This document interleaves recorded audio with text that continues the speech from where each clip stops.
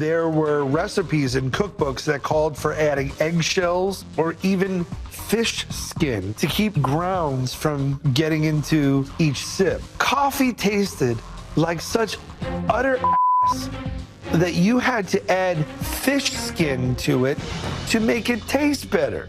That's a perfect clip to start with, right? Well, welcome back. If you need a cup of joe to start the morning, that clip might bring you joy. And just how far coffee has come. That was a look at the new season of The Food That Built America, which tells the story behind iconic food brands and innovations started right here in the USA. I can't believe you said that. Truly. And here to tell us all about the show is culinary historian and food expert Adam Richman. Adam, it is so Thank you to for have you having here me. with us, and we're glad you brought some treats along too. I do have other clothes, incidentally. I just realized I'm wearing the same jacket and sweater. We do it all the time. Yes, Exactly. we do. What got you into food history here? I mean, I've been blessed to be making food TV since 2008, but I've always loved the why. That it's that these little hidden stories, and with Food That Built America, we look at brands like Doritos and Chips Ahoy, like these monoliths. Heinz has his name on a stadium. Hershey has his name on a whole town. But to learn about the actual men and women that built these iconic foods, that excites me. You just always teach us something every time. It's wonderful. Thank you teach so us about much. Convenience store origins, movie theater snacks. Is there Yes. ever an episode where you say, wow, someone's innovation really changed the food landscape? Oh my God, I think that there's just countless ones. I mean, you could, like you said, like concessions, but also just look at the simple Dorito. It actually was created at Disneyland, of all things. There was a place called Casa de Frito. They took the leftover tortillas, sliced them and fried them. An executive from Frito-Lay tried them, and this whole thing began. And Doritos, now we can find them at Taco Bell in the form of a shell. But it was this kind of happenstantial thing. And now you look at chips and salsa, two things that are distinctly like from a Latin culture. And now they're so American. Can you imagine Super Bowl Sunday without chips and salsa, chips and guac?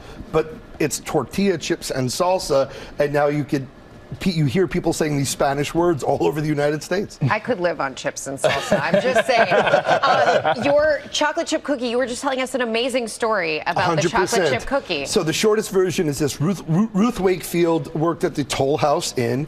They were actually robbed at gunpoint, so they were cash poor, and they needed to come up with something. She said, I'm going to give away little chocolate chip cookies as an incentive with our purchase. She didn't have the right kind of chocolate. She had some Nestle semi-sweet, chipped it up. It didn't melt into the chocolate.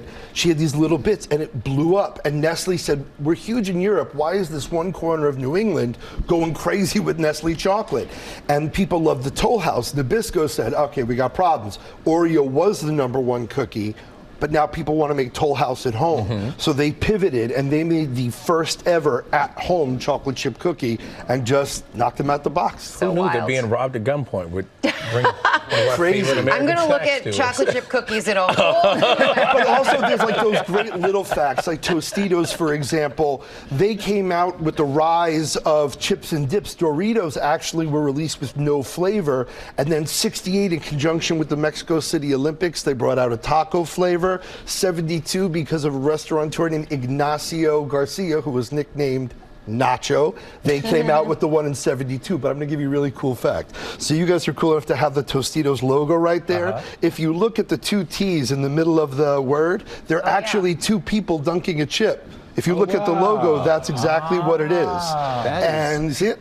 But it was meant to sort of, as restaurants like Chi-Chi's brought, you know, taco culture at home. So you could kind of find human history through the great foods we eat, even Raisinets. All right, Adam, we're out of time. One more time for Adam. Always cool to have you here. By the way, new episodes of The Food That Built America air Sundays at 9 p.m. on the History Channel, so check it out. And make sure you have a snack. Yeah, you have to, right?